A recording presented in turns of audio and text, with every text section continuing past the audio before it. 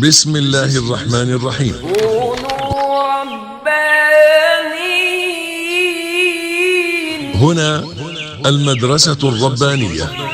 هذه سبيلي. كتلة قلوب تحكمها قيم.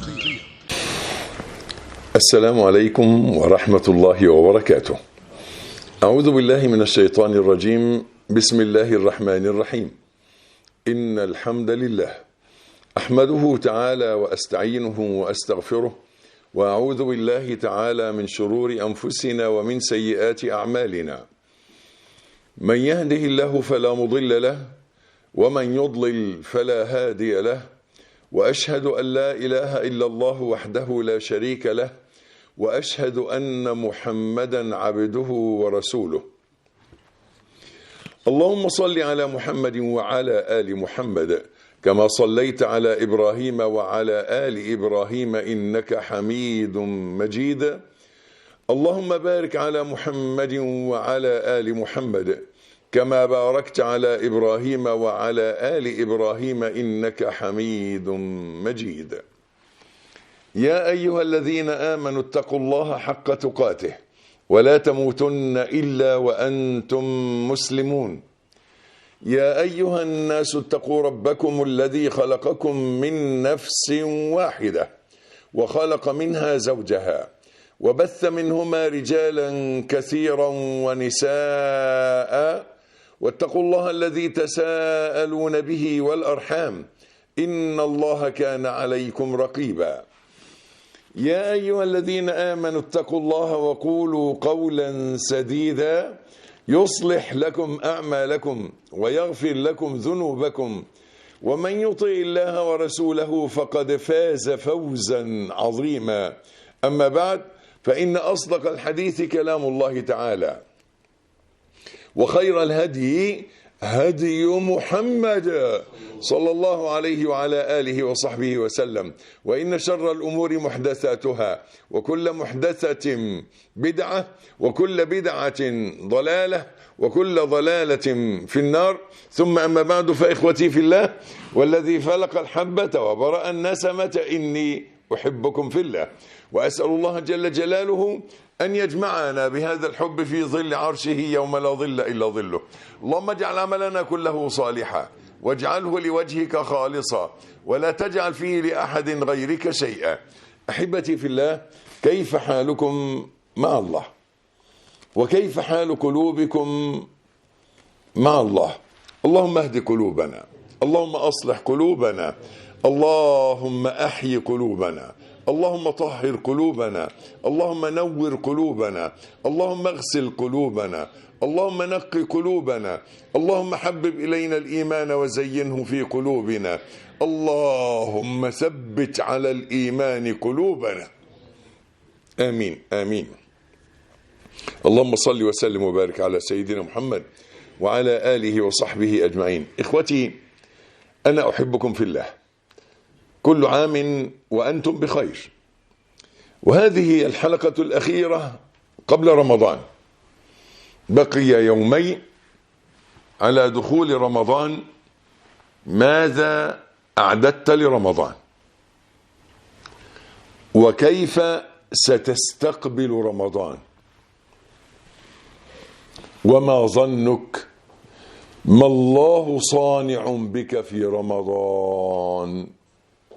هذه قضية لابد أن نستعد لها استعدادا جيدا، وأن نتفرغ للفكر فيها. رمضان داخل، أول ليلة من رمضان في عتقاء من النار. يا ترى أنا هبقى من عتقاء أول ليلة ولا لأ؟ طب أنا هل حضرت واستعددت؟ هتصلي فين؟ هتقرأ كم جزء كل يوم؟ هتصلي المغرب فين؟ هتعمل ايه مع اهلك واولادك؟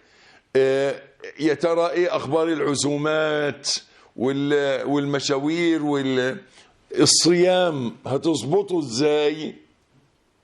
اخوتي، انا احبكم في الله، عليكم حريص ولكم ناصح امين.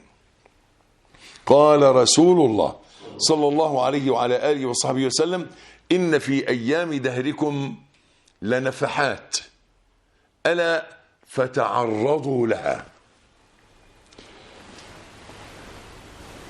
رمضان بحر عظيم جدا جدا، وتسخير البحر ليس في مجرد وجود البحر.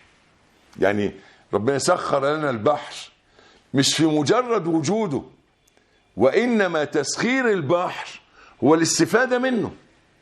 إن احنا هنستفيد من البحر ده إيه؟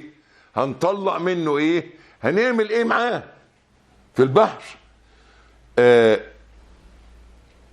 وهذا البحر، بحر رمضان، يحتاج إلى استخراج كنوزه ودفائنه وخفاياه. بمعنى أنا عايزك رمضان السنة دي ما يبقاش رمضان العادي بتاع كل سنة، يبقى رمضان ده محتاج فكر منك انك ازاي تستفيد من شهر رمضان في تغيير نمط حياتك. رمضان بيغير نمط الحياة تماما. خلاص مفيش اكل وشرب طول النهار، الاكل بعد المغرب. مفيش نوم او انشغالات بعد العشاء، في قيام. قبل الفجر في سحور وفي ركعات. سيدنا أبو هريرة يقول: وأقسم بمحلوف رسول الله صلى الله عليه وسلم أن الله يكتب رحمته وعفوه ومغفرته لمن شاء قبل أن يدخله، ويكتب إصره وشقاءه وغضبه على من شاء قبل أن يدخله. يبقى قبل دخول رمضان محتاجين نتعرض لرحمة من الله. اللهم إنا نسألك رحمة من عندك، اللهم اختصنا برحمة من عندك تهدي بها قلوبنا وتصلح بها أحوالنا. ورحمة الله تفيض على من يتعرض لنفحاتها. كتير قلت لك في موضوع الصلاة، دعوني أصلي، قلت أن تبحث عن مهابط الرحمة ومساقط السكينة. الرحمة هتنزل فين؟ هي دي القضية. السكينة هتنزل فين؟ فهذه الرحمة من الله تصيب من يتعرض لنفحاتها. زي ما بيقولوا: إنما يسقط التفاح لمن يبحث عنه تحت الشجرة. اللي قاعد تحت عمود نور هيقع عليه ايه؟ اللي قاعد الى اخره. اللي عايز تفاح يقعد تحت شجرة التفاح، اللي عايز تمر يقعد تحت النخلة الى اخره. فلا بد من التعرض لنفحاتها، وهناك 4 شروط علشان تصيبك النفحات. اولا بقدر الرزق، ثانيا بحسب التعرض، ثالثا بحسب قبول المحل، 4 على قدر طهارة القلب. يبقى احنا محتاجين في اليومين دول وطول شهر رمضان ان احنا نتعرض لنفحات الله سبحانه وتعالى، نتعرض لرحمة نريد أن تصيبنا رحمة من رحمات الله سبحانه وتعالى. فأول شيء بقدر الرزق. ربنا سبحانه وتعالى يبسط الرزق لمن يشاء ويقدر. فربنا سبحانه وتعالى بيعطي كل إنسان رزقه. الناس ليسوا سواء، والله فضل بعضكم على بعض في الرزق، فما الذين فضلوا براد رزقهم على ما ملكت أيمانهم فهم فيه سواء. يعني هو ربنا سبحانه وتعالى قدر ان كل واحد له رزقه. الرزق ده ما تفكرش انه فلوس، بس. لا، ده الرزق فلوس ولكن الصحة رزق، والقوة العقلية رزق، وقوة البصر والبصيرة رزق، وقوة القلب وسعة القلب رزق. التسبيح رزق، والقرآن رزق، أرزاق. وربنا سبحانه وتعالى زي ما بيقسم الفلوس بيقسم كل أرزاق العبادات دي. الصلاة رزق، تلاقيك في صلاة رزقت الخشوع، وصلاة محروم من الخشوع. فلذلك بنقول ايه؟ انه بقدر الرزق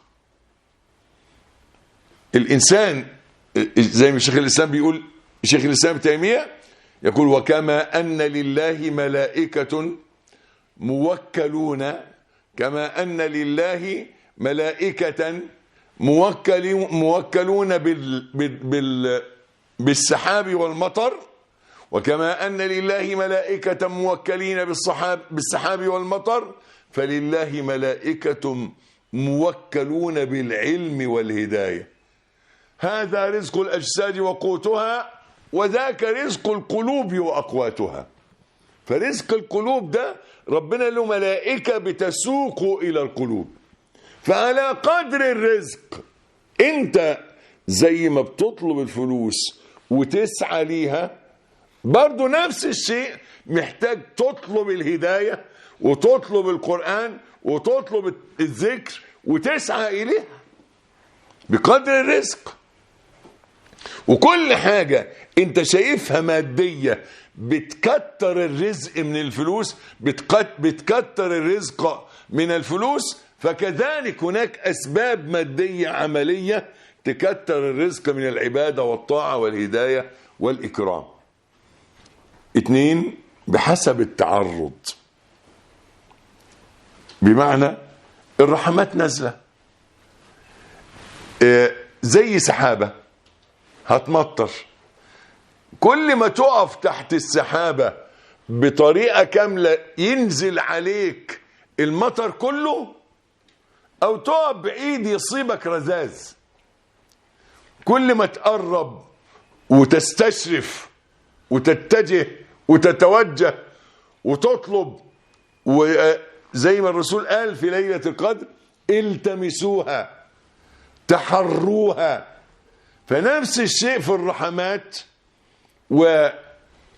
والمواهب والعطاءات الربانية الإلهية، بحسب التعرض التمسها تحراها، ابحث عنها بتنزل فين، وانا منتظرها ومتلقيها. عشان كده 3، بحسب قبول المحل. في محلات، محل في بعض الناس غير قابل، محله غير قابل، ما بيقبلش الرحمة. تيجي الرحمة تطفش منه، تنزاح عنه، ما بيقبلش. تجيله الهداية يطردها ويعرض عنها وينشغل عنها بحاجة تانية. هي دي إشكال الإنسان، قبول المحل. في محال قابلة، زي ما الرسول صلى الله عليه وسلم قال: مثل ما بعثني به من الهدى والعلم كمثل غيث أصاب أرضا فأصاب طائفة منها نقية قبلت الماء فأنبتت الكلأ والعشب الكثير، وطائفة هي أجادب أمسكت الماء فسقى منه الناس وزرعوا، وطائفة إنما هي قيعان لا تمسك ماء ولا تنبت كلأ. فذلك مثل من قبل هدى الله الذي جئت به ومن لم يرفع به رأسا. يبقى قضية القبول. أنا عايز أسألك دلوقتي، كتر المواعظ والدروس والنصائح اللي قبل رمضان، انت زهقت منها؟ مش عايزها؟ ما بتسمعش؟ مش عايز تسمع؟ مش عايز تعمل حاجة؟ هو ده عدم القبول. المحل القابل وقلناه في شروط الانتفاع بالعظة شدة الافتقار إليها. إن عايز أسمع كل كلمة. الإمام أحمد لحد آخر عمره بيجري يكتب حديث، قالوا له إلى متى؟ قال لعل الكلمة التي ينفعني الله بها لم أكتبها بعد. لعل الكلمة التي سينفعك الله بها أنت لسه ما سمعتهاش. اسمع واسمع واقرأ واقرأ وابحث وابحث وابحث ودور، يمكن الكلمة اللي هتدخلك الجنة أنت لسه ما سمعتهاش. قبول المحل، لازم تصنع محل قابل. ازاي بقى قبول المحل؟ بطهارة القلب، ان يبقى القلب طاهر عشان يقبل، ان يبقى يبقى القلب فاضي. قلنا ان القلوب بتملأ وتفرغ، القلوب بتملأ وتفرغ. قال صلى الله عليه وسلم لأن يمتلئ قلب أحدكم قيحا حتى يريه خير له من أن يمتلئ شعرا. يبقى القلب بيمتلئ اهو، يبقى القلب مليان ما يقبلش. لما يبقى قلبك مليان حب الشهوات والانشغال بالدنيا ومليان هموم ومليان مليان مليان، القلب مليان ما يقبلش، يطرد. زي ما بقول كده، لما يبقى الهارد مليان وتيجي تنزل عليه حاجة ما يقبلش، لازم تمسح حاجة عشان تحط حاجة. فعشان كده انت محتاج تفرغ قلبك لله سبحانه وتعالى، تفرغ قلبك لله سبحانه وتعالى. لما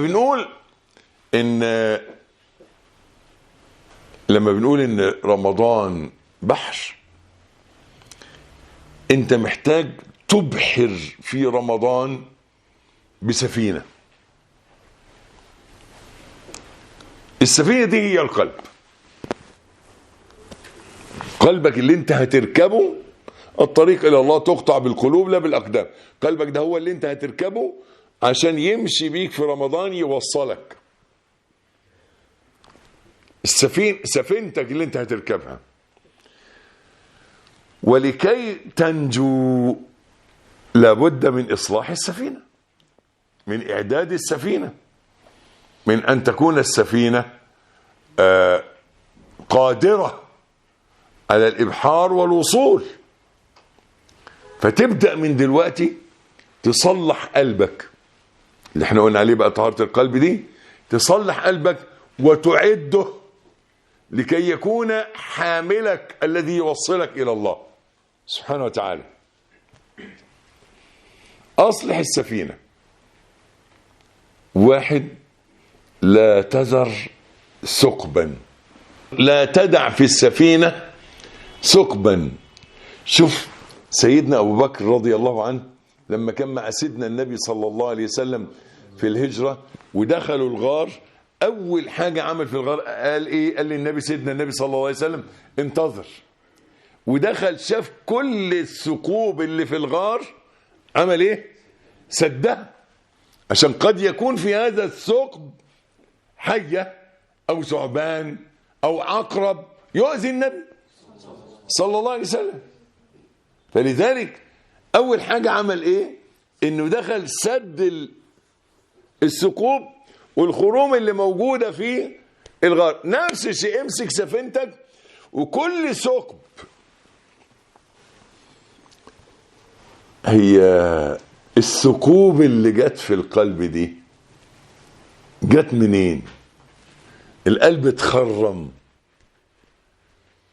ذنوب ومعاصي، غفلات ومخاطرات. الثقوب دي سهام الشيطان خرمت القلب، سهام وخناجر وطعنات الأيام والمعاصي والشهوات والغفلة، رماح خرمت القلب. بقى القلب مخرم من جميع الجهات.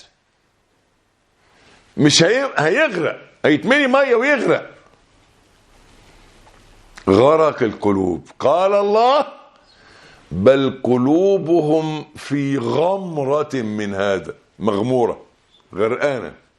بل قلوبهم في غمرة من هذا ولهم أعمال من دون ذلك هم لها عاملون. فالقلوب المخرمة دي ما بينفعش تمشي، بتغرق مع أول عمق. هي بتصور شوية بس ما بتصورش كتير. عشان كده تلاقي 1 2 3 رمضان 5 رمضان تبدأ الناس اللي زي كده اللي قلوبهم مخرمة يقعوا. طب أسد الخروم دي لا تدع ثقبا، أسدها بإيه؟ زي ما قلنا دايما إن يا جماعة مفيش علاج عام ينفع لكل حاجة، لا، ده العلاج عندنا بالتفصيل. في ذنوب زي ما الرسول صلى عليه صلى الله عليه وسلم قال: وأتبع السيئة الحسنة تمحها.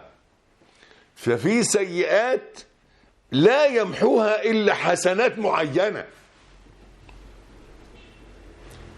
التوبة بتسد، بس مع التوبة في حاجات زي حقوق العباد محتاجة ترد. مع التوبة في حاجات اسمها الإصلاح.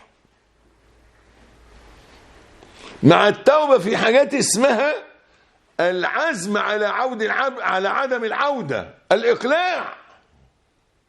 مش مجرد تبت وخلاص. يعني لما نقول إن احنا عايزين من بداية رمضان النهاردة إنك أنت تتوب من التليفون وآفاته والكمبيوتر وآفاته والنت وآفاته. ايه المشكلة والمعاناة الكبيرة الضخمة اللي احنا بنعاني منها؟ بنحارب عشان تبطل نت. النفس والهوى والشيطان والدنيا، الشهوات، دول الأعداء الأربعة. النفس، عارف العلماء بيقولوا جملة جميلة جدا، يقولوا ايه؟ من أطلت عليه شوارق نفسه أفلت، من أطلت عليه طوارق نفسه أفلت عنه شوارق أنسه. تاني، تدفع كام؟ الصلاة على النبي صلى الله عليه وسلم. ما بنقبلش احنا الا الصلاة على النبي صلى الله عليه وآله وصحبه وسلم. من أطلت عليه طوارق نفسه أفلت عنه شوارق أنسه. النفس لها طوارق. اللهم إنا نعوذ بك إلا طارقا يطرق بخير يا رحمن. احنا كنا بنتكلم عن النفس في درس المدارج الأسبوع اللي فات،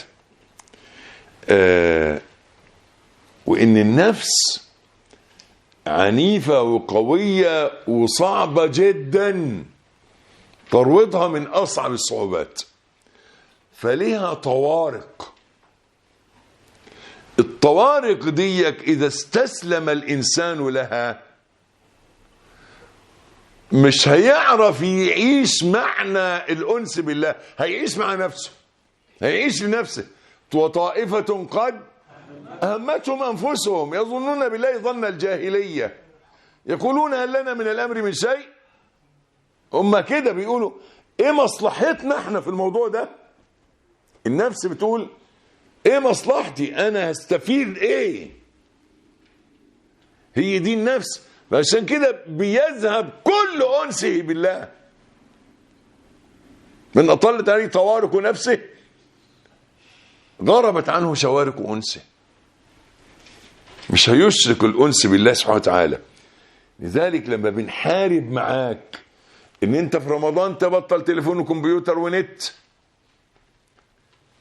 بنقول لك ان دي سهلة، بس خد قرار انك تبطل. ومن صدق في ترك شهوة كفي مؤونتها.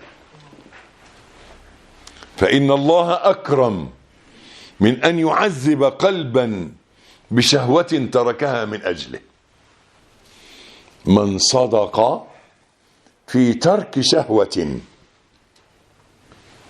من صدق في ترك شهوته لله كفي مؤونتها. فإن الله أكرم من أن يعذب قلبا بشهوة تركها من أجله. أنت سبت حاجة لربنا، مش هيعذبك بيها، مش هيعذبك بالحنين إليها، بالشوق إليها، بالبحث عنها، بافتقادها، لو أنت تركتها صدقا لله. هي دي النقطة المهمة، إنك تبقى تركتها لله بصدق. ساعتها مش هتشتاق إليها، مش تبحث عنها. زي ما قلت كده، اللي بطل السجاير ويقول يا رب أنا بطلتها ليك أنت وحدك، ويرى الله صدق قلبك في دي، يبقى مش ولا نيكوتين ولا غيره هيدور عليك. انت هنا هتشبع بربنا، هتمتلئ أنس بربنا، هتعيش وقتك مع ربنا، هتنسى السجاير ومشكلتها، مش هتخطر على بالك تاني. لأن الله لا يعذب صادق أتاه بصدق أبدا. فأول حاجة لا تذر ثقبا. قلنا الثقب ده، شوف الثقب ايه عندك؟ انك انت بتضيع وقتك. اشغل وقتك بالقرآن والذكر. وهكذا كل ذنب له توبة معينة او له حسنة معينة بتسد الثقب ده. واحد كثير الكلام، تب من كثرة الكلام بالصمت، بالذكر، بشغل الوقت، بالصلاة عشان تقعد ساكت. واحد زي ما قلت كده متعلق بالتليفون، عنده فيس، وقالوا ان ده ادمان. ازاي يقدر الثقب ده، ثقب الفيس ده، وثقب ده ثقب خطير جدا جدا. ليه؟ لان هو البتاع ده غيره انه قاعد بيبعت ومفتوح عليه بلاوي بقى، اللي هي الاصدقاء ومش او المعارف، كل اللي بيبعت له وهو بيبعت حاجه يقروها يردوا عليها، ويقعد يقرا الردود وبعدين يرد. كل ده بحر لا ساحل له، غرق فيه ناس كثيرين. التحذير منه، اتوب من ده ازاي؟ ان انا بدل التواصل مع الناس اتواصل مع الله. اتعلم حلاوة المناجاة، حلاوة المناجاة، ان انا بحب ربنا وبتكلم معاه. اتعلم انك تكلم ربنا. عارف، عايزك قبل رمضان كده وفي اليومين دول انك تقعد لوحدك كده في هدوء، بعيدا عن التليفونات وعن الناس وعن كل حاجة، وتقول يا رب ايه اللي يرضيك وانا اعمله. اسمها دي استرضي الله، استرضاء الله. استرضيه عشان يرضى عنك. قل له يا رب انا عايز ارضيك، ماذا تريد؟ ما الذي يرضيك؟ قل لي اعمل ايه عشان يرضيك. اذا راى ربنا سبحانه وتعالى صدق قلبك في الامر ده، انك فعلا تريد ارضاءه، هياخد بايدك. زي كده هتسمع مقطع يقول لك تعمل ايه، هيجي لك حد زميلك ولا صاحبك ولا شيخ ولا غيره يقول لك تعمل ايه، هتلاقي نفسك فتحت المصحف وبدأت تحفظ قرآن. حفظ القرآن ده محتاج تفرغ عقلي وقلبي وذهني ووقت. مثلا يعني، لذلك مش عايز اطول. لا تذر ثقبا. 2، لا تهمل عيبا. لا يخلو احد من عيوب. احنا كبشر مليئين بالعيوب، بس اعقل الناس من عرف عيوبه. ابقى عارف عيوبي ومصدق اللي بينصحني في عيوبي. عايزك تتخلص من نقطة مهمة جدا، الثقب ده، الثقب الواسع أو في سفينتك ده، اللي هو المنطق التبريري، اللي هو الدفاع عن النفس، اللي هو ان لكل علة مبررات. كل ما اقول لك على عيب فيك تقول ما هو اصلا انا عشان كده، او تدافع. اسوأ شيء انك تدافع عن نفسك. بقول لك كتير، صدق الناس. يعني اللي يقولوا عنك بخيل صدق ان انت بخيل، اللي يقولوا عنك ان انت جبان صدق، اللي يقولوا عنك ان انت بتتكلم كتير صدق، اللي بيقولوا عنك ان انت متكبر صدق. صدق الناس وابدأ عالج العيوب دي. الإمام الذهبي الجملة المشهورة اللي بنكررها دايما اللي بيقول ايه: وعلامة المخلص الذي قد يحب الشهرة وهو لا يشعر أنه إذا اتهم لم يحرد ولم يبرئ نفسه بل أساء الظن بها وقال اللهم اغفر لي ما أعلم وما لا أعلم وما أنت به أعلم. أحيانا يجي ناس يقول لك على فكرة بقى أنت بتحب الشهرة، أنت عايز تبقى مشهور وتعمل ترند. أنا بقول عن نفسي كده والله العظيم أبدا، واقسم بربنا ابدا، لا عايز اشوف حد ولا عايز اعرف حد ولا عايز حد يعرفني. يقول لك لا خلاص انا اصدق، يبقى في عله انا مش شايفها، فابدا بقى اصلح في نفسي واقول هل انا بحب الخلوه ولا بحب لقاء الناس؟ هل انا بأتنس بالله وبالقرآن وبالذكر ولا بأتنس بالكلام مع الناس والتواصل على الواتس وعلى الفيس وعلى التويتر وعلى انا بحب ايه؟ ابدا اعالج الخرم الخطير ده. اعرف عيوبك. قلنا تعرف عيوبك من 3 حاجات: صديق امين، ناصح امين. صديق صادق ناصح امين. 2 شيخ ذو بصيرة نافذة يأمرك وينهاك وله هيبة في قلبك. 3 أعداؤك. تعرف عيوبك من ال3 دول: صديق وده بقى نادر، وشيخ بقى عنده، ما فضلش غير الأعداء اللي بيتكلموا ويقولوا لك انت فيك وفيك وفيك، وانت بتقول معقولة انا فيا كل ده؟ ابدأ اعالج العيوب دي. لا تهمل عيبا، كل اللي يقولوه ابدأ عالجه. 3 لا تبقي خطأ. كل ابن آدم خطأ. طب اعمل ايه في الاخطاء دي؟ التوبة والاصلاح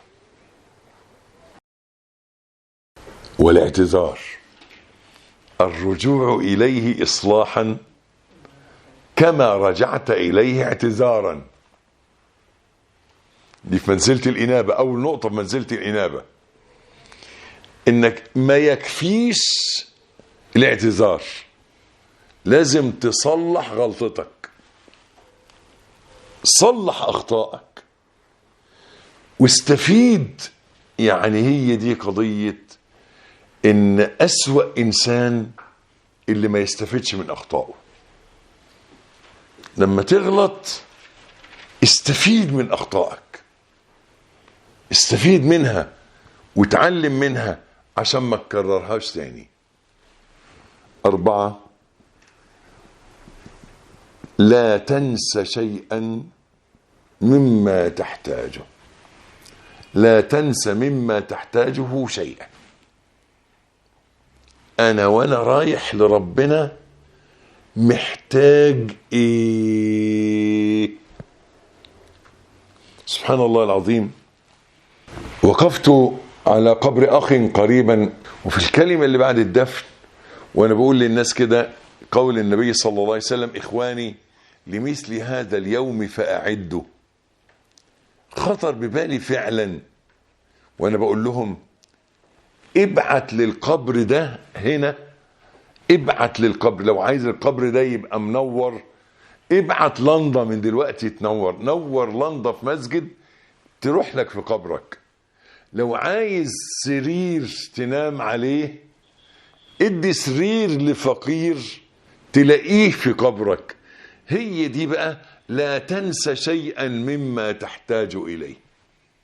وانت رايح لربنا شوف انت محتاج إليه، محتاج لإيه، وابعته.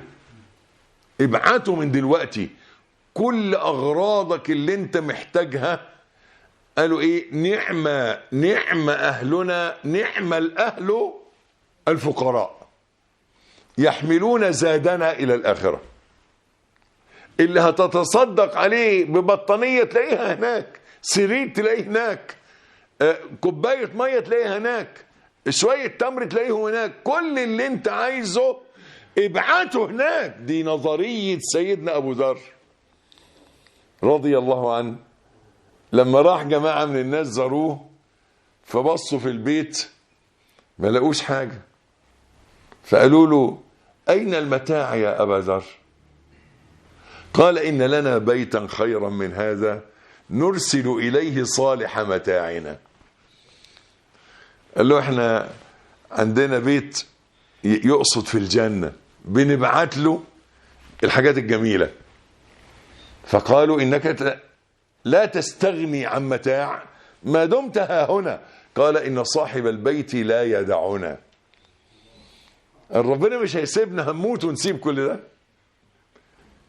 شوف الفكر، انه بيبعت كل حاجة بتعجبه وكل حاجة بيحبها، كل حاجة عايزها يبعتها على هناك، لانه عارف انه هيموت ويمشي، هيروح هناك يلاقي بقى كل ده، يلاقي كل اللي هو عايزه. لا تنسى شيئا مما تحتاج اليه. واخيرا خفف الحمل فإن العقبة كؤود. قال الله: قد خسر الذين كذبوا بلقاء الله. قال الله عز وجل: قد خسر الذين كذبوا بلقاء الله حتى إذا جاءتهم الساعة بغتة قالوا يا حسرتنا على ما فرطنا فيها وهم يحملون أوزارهم على ظهورهم ألا ساء ما يزرون. خفف الحمل، كله على ظهرك. ويا ترى ظهرك هيشيل ايه ولا ايه؟ الحمل تقيل. فاكر اخ ليا كان اسمه حسن طه، الله يرحمه رحمة واسعة ويغفر له ويلحقنا بهم على الإيمان الكامل ويرزقنا وإياهم الجنة يا رب. إخوتي وأحبابي الذين ماتوا يا رب ارحمهم يا رب، يا رب اغفر لهم وارحمهم يا رب. الأخ حسن لما كان في آخر حياته ورحت أزوره فبقول له، فبكى، فبقول له زعلان ليه؟ قال لي الحمل تقيل. قلت له ما يهمكش، أنا أخوك وولادك ولادي. قال لي مش دول، حقوق ربنا. وهو في السكرات الله يرحمه. الحمل تقيل، خفف عن ظهرك. حقوق ربنا اديها من دلوقتي. الحمل تقيل، قال الله: وإن تدع مثقلة إلى حملها لا يحمل منه شيء ولو كان ذا قربى. لو هتقول يابا شيل معايا مش هيشيل، ياما شيلي معايا مش هتشيل. ده ابوك امك، فضلا بقى عن يا اخويا يا اختي يا ابني يا بنتي يا زوجتي يا صاحبي، مفيش حد هيشيل.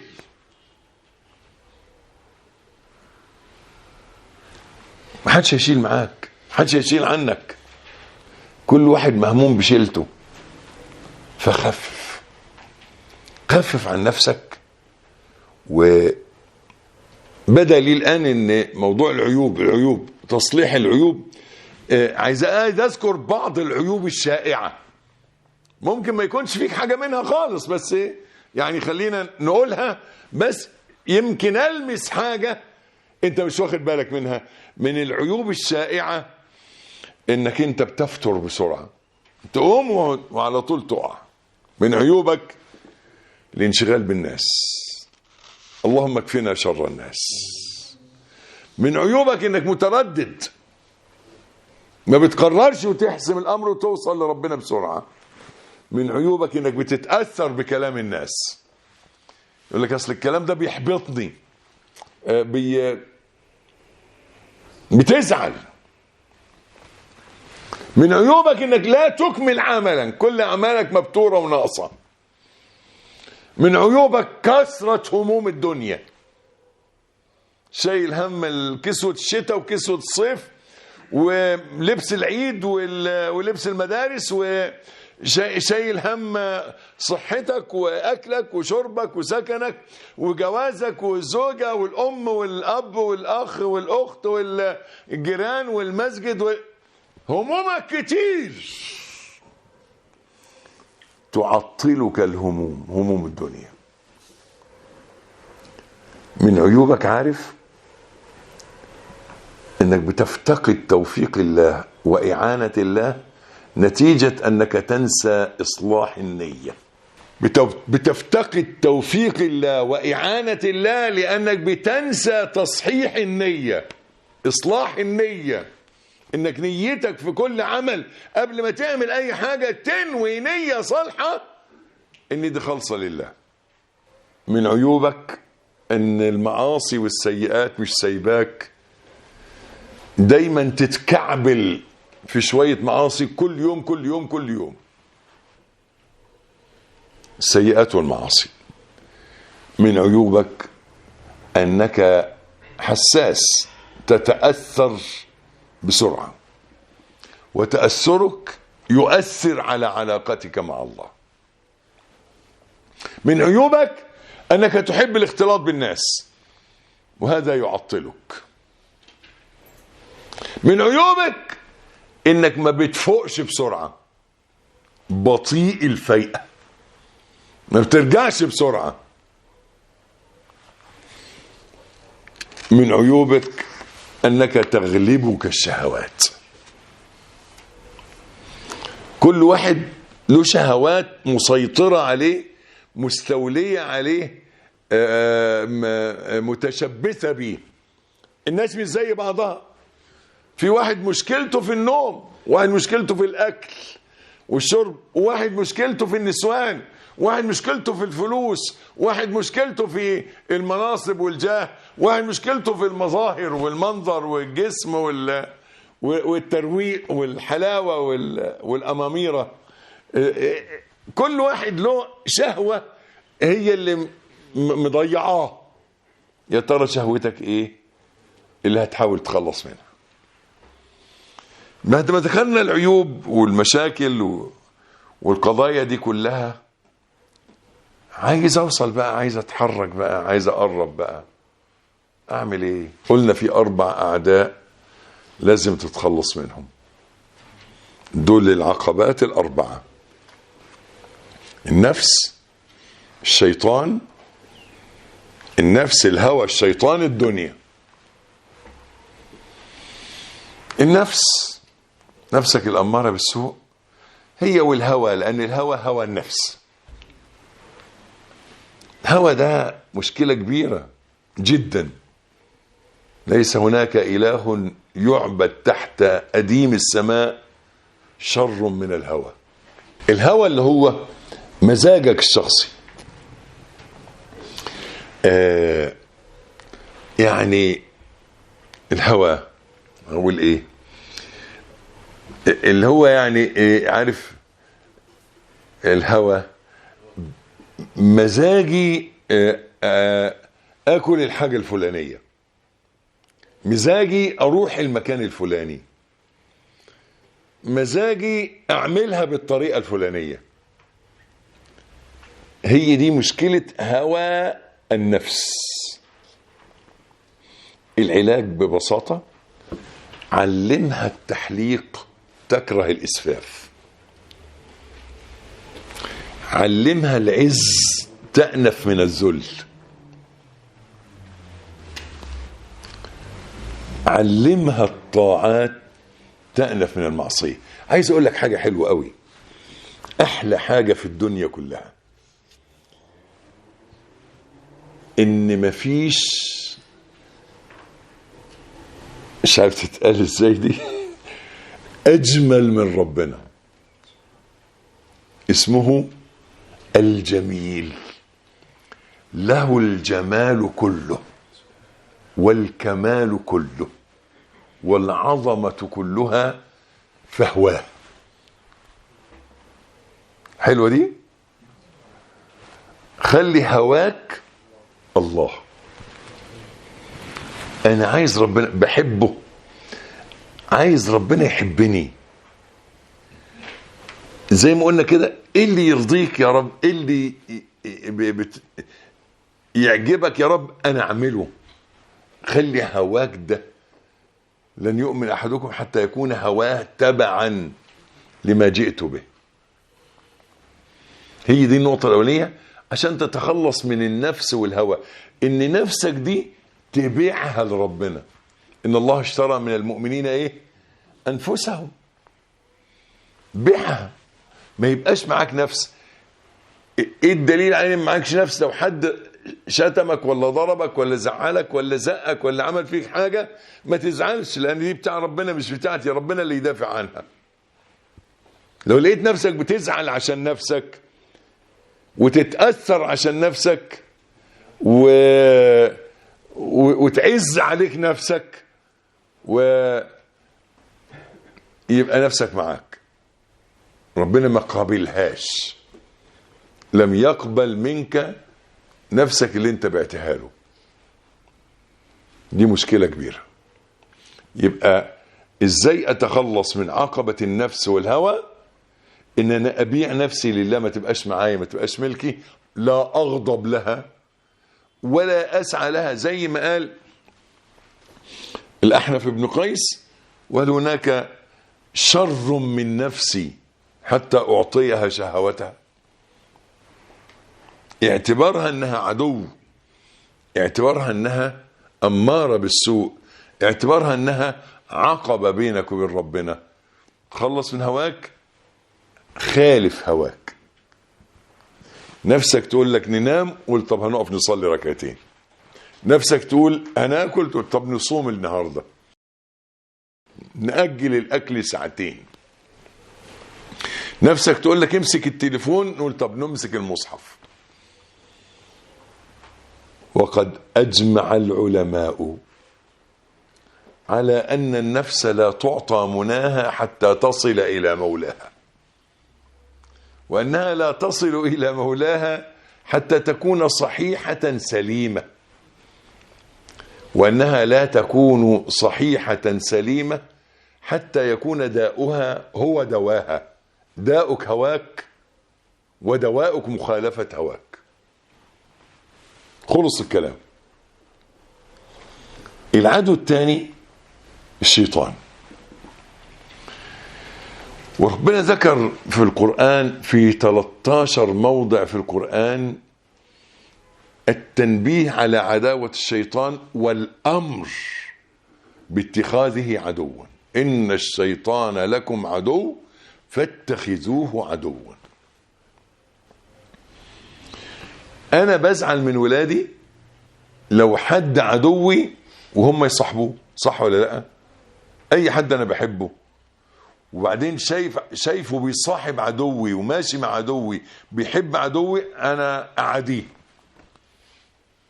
فلما ربنا يبقى عادى ابليس من اجلك وانت تصاحب ابليس وتصادقه وتحبه، شوف العتاب الالهي الرباني العظيم. قال وإذ قلنا للملائكة اسجدوا لآدم فسجدوا إلا إبليس كان من الجن ففسق عن أمر ربه أفتتخذونه وذريته أولياء من دوني وهم لكم عدو بئس للظالمين بدلا. شوف العتاب الإلهي اللي يفتت القلب. ألم أعهد إليكم يا بني آدم ألا تعبدوا الشيطان إنه لكم عدو مبين وأن اعبدوني هذا صراط مستقيم ولقد أضل منكم جبلا كثيرا أفلم تكونوا تعقلون. ربنا سبحانه وتعالى بينبهك دايما لعداوة الشيطان. الشيطان شغله على حاجات كتير جدا، وهقول لك برضو لازم تفهم ان مشكلة الشيطان انه عارفك كويس، هو قرين فعايش معاك ليل ونهار، فعارف انت بتحب ايه وبتكره ايه وبتروح فين وبتيجي منين ومعاك ايه وما معاكش ايه ونفسك في ايه وبتكلم مين هو عارفك كويس قوي، عجنك وخبزك، معاك بقاله سنين طويلة وشايفك وانت مش شايفه وحاسس بيك وانت مش حاسس بيه. دي المشكلة الكبيرة، فلن تستطيع ان تنتصر عليه الا بالله. وقلت لكم في 3 مواضع في القرآن أمر الله بالإحسان إلى العدو الإنسي وباللجوء إليه للنجاة من العدو الجني. قال تعالى خذ العفو وأمر بالعرف وأعرض عن الجاهلين وإما ينزغنك من الشيطان نزغ فاستعذ بالله. قال تعالى ولا تستوي الحسنة ولا السيئة ادفع بالتي هي أحسن فإذا الذي بينك وبينه عداوة كأنه ولي حميم وما يلقاها إلا الذين صبروا وما يلقاها إلا ذو حظ عظيم وإما ينزغنك من الشيطان نزغ فاستعذ بالله. في 3 مواضع من القرآن كده إن تحسن إلى الإنس حتى لو كان عدوك، أما عند الجن قول يا رب نجيني منه، ما بتحاولش معاه. فتنة الشيطان نمرة 1 في التزيين، ودي اللي أخرج بها أبينا آدم من الجنة. قال الله عز وجل يا بني آدم لا يفتننكم الشيطان كما أخرج أبويكم من الجنة. فتنة التزيين قال هل أدلك على شجرة الخلد، سمى شجرة المعصية شجرة الخلد وملك لا يبلى. فتنة الشيطان فدلهما بغرور، انه يدفعك انك تتغر ولا يغرنكم بالله الغرور. الشيطان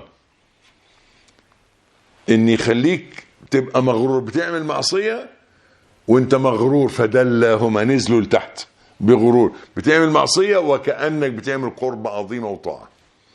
فتنة التزيين. فتنة الشيطان الثانية الوعود والأماني، اللي هي التسويف. الشيطان دايما يعدهم ويمنيهم وما يعدهم الشيطان إلا غرور. أنا هعمل، هسوي، هقدم، هكون، وعود وأماني كلها تطلع في الآخر على فشنك ملهاش أي لازمة ولا بيتنفذ شيء منها على الإطلاق. الشيطان نمرة 1 بفتنة التزيين بيزين للناس أعمالهم. 2 الوعود والأماني. 3 الإغواء.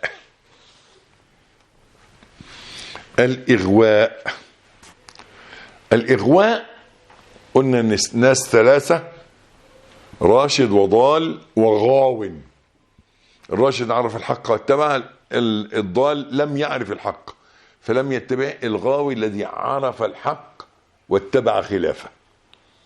هو ده الإغواء. قال إيه؟ قال فبما أغويتني لأقعدن لهم صراطك المستقيم ثم لآتينهم من بين أيديهم من خلفهم عن أيمانهم عن شمائلهم ولا تجد أكثرهم شاكرين. الإغواء إنك تبقى شايف الحق بعينيك وتسيبه وتروح على الباطل. ونيجي نسألك انت ليه عملت كده؟ مش انت عارف ان ده غلط؟ تقول مش عارف حقيقي صراحة، انا مش يعني خبطت في دماغي فعملتها. هي دي الإغواء، ان شغل الشيطان انه يعميك. عشان كده ابن الجوزي له جملة خطيرة بيقول ايه؟ لولا غيبة العاصي وقت المعاصي لكان كالمعاند.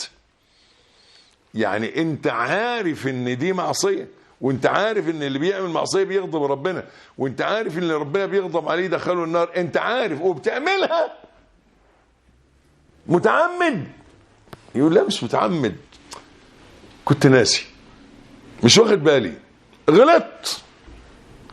دي شغلة الشيطان، بيعميك بالشهوة وقت المعصية. يبقى شغلته دولك بس، هنكتفي بال3 دول. ان تزيين الأعمال. أفمن زين له سوء عمله فرآه حسنا. تزيين الأعمال. 2 الإغواء. 3 الوعود والأماني، التسويف والتأجيل والغرور. 3 أو 4 والأخيرة الشهوات. خليني أسألك سؤال مش ظريف. انت هتشبع من النوم امتى؟ هتشبع بجد بجد بجد؟ جاوب على السؤال ده تحديدا بقى. انت هتشبع من الفرجة امتى؟ قاعد تشوف مقاطع بلاوي متلتلة بآلاف الآلاف، وتتفرج على الناس في الشارع، وتتفرج على العربيات، وتتفرج على الباترينات، وتتفرج على المحلات، وقاعد عينيك دي ربنا يكفيك. اللهم اكفنا شر أعيننا، اللهم اكفنا شر أعيننا. هتسمع كلام امتى؟ الجواب ان الشهوات ما بيتشبعش منها. آمن يا مسلم، هي كده، ربنا خلقها كده، ما بيتشبعش منها. حلها الوحيد انك تسيبها غصب عنك وتمتنع عنها رغم انفك، وانك تغصب على نفسك في تركها.